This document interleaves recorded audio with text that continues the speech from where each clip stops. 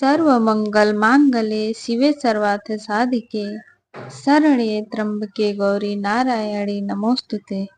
जय माता दी। तो आज की इस वीडियो में हम जानेंगे कि माता के किस स्वरूप की पूजा करने से हमें किस फल की प्राप्ति होती है।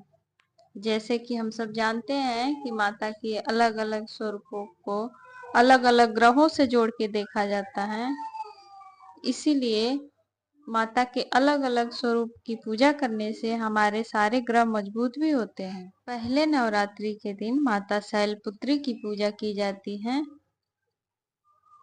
माता शैलपुत्री को सूर्य ग्रह से जोड़ के देखा जाता है।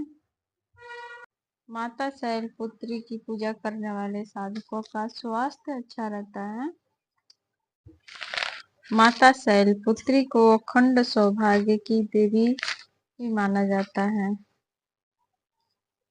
माता शैलपुत्री को गाय का शुद्ध घी और देसी खाड़ का भोग लगाया जाता है। दूसरी नवरात्रि को माता ब्रह्मचारिणी की पूजा की जाती है। जब माता शैलपुत्री ने भगवान शिव को अपने पति रूप में प्राप्त करने के लिए घोर तपस्या किया था, तो इनका नाम ब्रह्मचारिणी पड़ गया। माता ने अपने लक्ष्य पर अडिग रह के भगवान शिव के लिए कठिन तपस्या किया था, इसीलिए माता ब्रह्मचारिणी के भक्त, उनके साधक भी अपने लक्ष्य पर अडिग रहते हैं। माता ब्रह्मचारिणी की पूजा करने वाले साधकों को विद्या, ज्ञान, वैराग्य, संयम, सहनशीलता की प्राप्ति होती है। माता ब्रह्मचारिणी को शक्कर का भोग लगाया जाता है। तीसरी नवरात्रि को माता चंद्रघंटा की पूजा की जाती है। माता चंद्रघंटा को मंगल ग्रह से जोड़ के देखा जाता है। इनकी पूजा करने से मंगल ग्रह भी मजबूत होते हैं।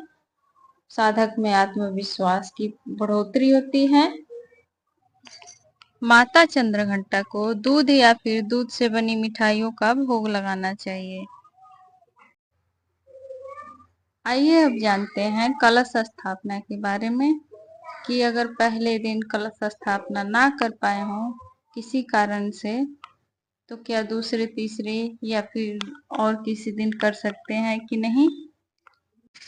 मान लीजिए अगर आप कहीं बाहर चले गए हों और आप दूसरे तीसरे या फिर किसी और दिन आते हों, तो उस दिन भी आप कलश स्थापना करके विधिवत रूप से माता की पूजा आरंभ कर सकते हैं।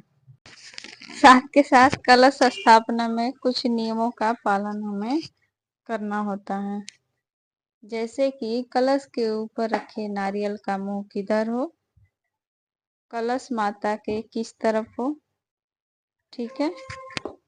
कलश पर रखे नारियल का मुंह ऊपर की तरफ बिल्कुल नहीं होना चाहिए।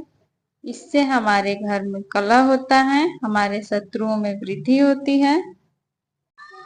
कलश में रखे नारियल का मुंह हमारी तरफ यानी कि साधक के तरफ होना चाहिए।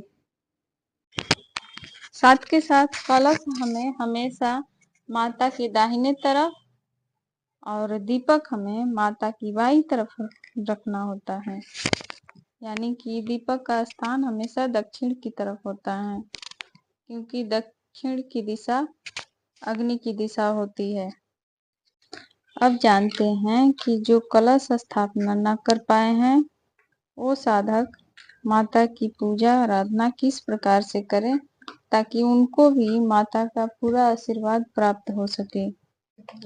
जो साधक कलश स्थापना ना कर पाए हों वो अपना आहार शुद्ध और सात्विक रखें, माता के नाम का जाप करते रहें, सुबह शाम पंचोपचार पूजा करके माता के चालीसा का पाठ करें, ठीक है। अगर आपके पास समय हो तो आप दुर्गा सप्तशती का पाठ कर सकते हैं। पूरी पूजा में एक बात का ध्यान रखें कि आप नवार्ण मंत्र का जाप करते रहें। नवार्ण मंत्र एक ऐसा मंत्र है जिसमें तीनों देवियों का वास होता है। नवारण मंत्र ऐं ह्रीं क्लीं चामुंडाय विच्चे। नवारण मंत्र के ऐं में माता सरस्वती, ह्रीं में माता लक्ष्मी, क्लीं में माता काली का वास माना जाता है।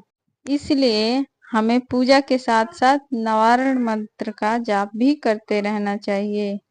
अगर आपको कोई भी मंत्र ना आता हो तो आप दुर्गा दुर्गा दुर्गा का जाप भी कर सकते हैं, क्योंकि दुर्गा ऐसा नाम है जो हर प्रकार के दुर्गति को नाशने वाला है।